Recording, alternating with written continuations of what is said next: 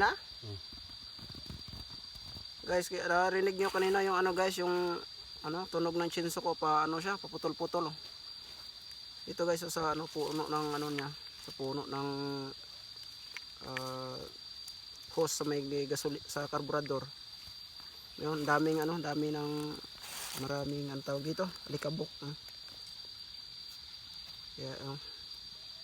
Kaya dapat nililinisan to lagi guys. Ito yung ano, yung dapat tingnan.